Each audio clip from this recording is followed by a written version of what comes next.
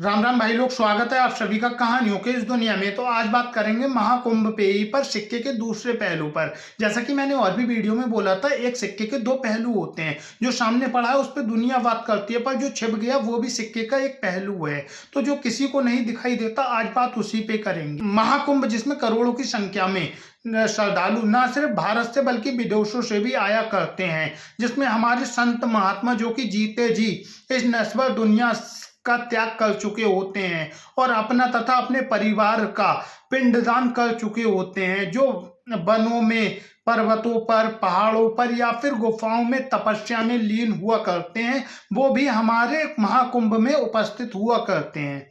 ठीक है ना। महाकुंभ जो गंगा जमुना तथा अदृश्य सरस्वती जी का संगम है। ठीक है ना, जिसमें मान्यता तो ये भी है कि महाकुंभ में भगवान लोग भी स्वयं स्नान करने के लिए उपस्थित हुआ करते हैं।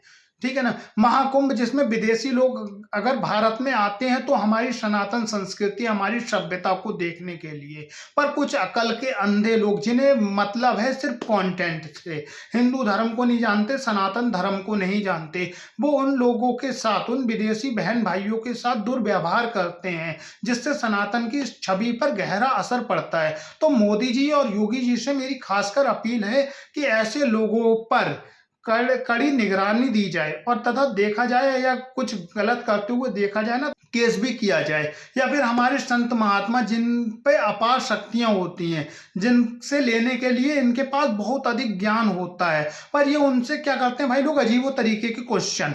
ठीक है ना। क्वेश्चन क्या, ये बाबा भभूति आप कितने घंटे में लगाते हो, ठीक है ना, या फिर क्या आप मांस भी खाते हो। भाई लोग समझना पड़ेगा, हर सिक्के के दो पहलू होते हैं। अगर कहीं पे अच्छाई है तो बुराई भी होती है। हमारे संत महात्मा जिनमें अपार शक्तियां हुआ करती हैं, वो कभी भी शक्ति का प्रचार नहीं किया करते हैं, तथा जब जहाँ पे अच्छाई है वहां पे बुराई भी होगी। तो कुछ ढोंगी संत महात्मा भी आ जाते हैं जो ना भाई वीडियो के चलते दिखाते भी हैं, ये देखो मैं खा रहा हूँ इंसान का मीट, ये लाश है और यहाँ से भभूति उठा के खा रहा हूँ।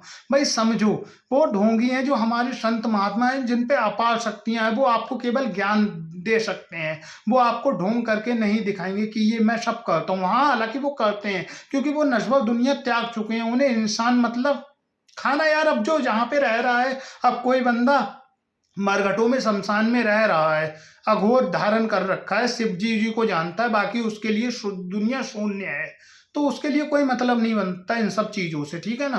तो वो उसका अगर भोग भी करते हैं तो कोई बड़ी बात नहीं है। पर ये जो बंदे हैं जो कंटेंट के लिए कुछ भी करते हैं, भाई तुम्हें पे बहुत कुछ है। ठीक है ना। सनातन का जो बाबा संत महात्मा आते हैं ना कुंभ मेले में, उन पे अपार शक्तियां हैं, अपार ज्ञान, उनसे कुछ भी ज्ञान ले सकते हो, उनसे प्यार से बैठ के बात कर सकते हो। ठीक है ना। सनातन के बारे में जान सकते हो, क्योंकि उन पे अपार शक्तियों का भंडार होता है। वो खासकर कुंभ मेले के लिए ही उपस्थित होते हैं, वरना उसके बाद में पर्वत पहाड़ों पर तपस्या के लिए चले जाते हैं। या फिर बात करेंगे भाई लोग ऐसे लोगों पर, ठीक है ना, जो भाई लोग राम जी को नहीं मानते, भारत माता की जय नहीं बोलेंगे, पर इनको व्यापार हम ही हिंदुओं से करना है। ठीक है ना। महाकुंभ जिसमें करोड़ों की संख्या में श्रद्धालु लोग आते हैं, करोड़ों की संख्या में पैसे का व्यापार होता है, वहां पे इनको दुकानें चाहिए। ठीक है ना। और दुकानों में भी क्या, इनके अल्लाह का फरमान है कि दूसरे धर्म के लोगों का धर्म भ्रष्ट कराओ और तुम्हें जन्नत मिलेगी।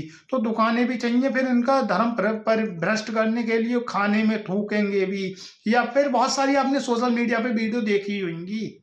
ठीक है ना। जिसमें शादियों में कोई थूक के नान सेक रहा है, तो कोई सब्जियों में थूक लगा लगा के सब्जियां पैक कर रहा है। तो ये इनकी ऐसी मेंटेलिटी, और इन्हें व्यापार हमसे ही करना है। भाई समझना पड़ेगा, धर्म के प्रति अगर कट्टर होना पड़ रहा है तो गर्व से बोलो हम कट्टर हिंदू हैं, क्योंकि जहां पे हमारी जनसंख्या 10% या 20% है, वहां पे तो हम काटे जा रहे हैं। भाई अगर इन्हें भाईचारा ही निभाना है तो वहां पे क्यों नहीं, वहां पे हमारी बहन बेटियों का क्यों शोषण किया जा रहा है। भाई लोग अभी मैं बात बांग्लादेश की ही कर रहा हूँ, वैसे पाकिस्तान में भी ऐसा होना आम बात है। कहीं से भी कभी भी उठा लेते हैं हिंदू बहन बेटियों को और उनका शोषण करते हैं। ना सरकार साथ देती है, ना वहां के लोग। ठीक है ना। जो खासकर ये जो यूट्यूबर बनते हैं साले भाईचारा बनाने वाले। तभी मैं बोलता हूँ कि इनको भाई अगर देख भी रहे हो ना तो हटाओ।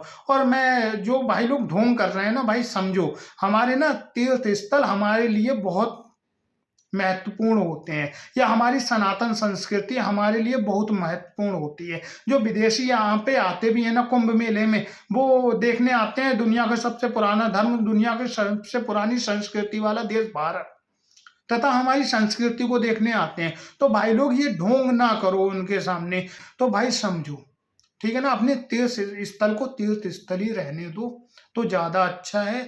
हमारे जो संत महात्मा हैं उनसे ज्ञान लेना चाहो तो ज्ञान ले सकते हो, पर जो हमारे श्रद्धालु हैं ना, उनको अपनी बहन बेटी की नज़र से ही देखो, जो विदेशों से आ रहे हैं या भारत के हैं, ठीक है ना?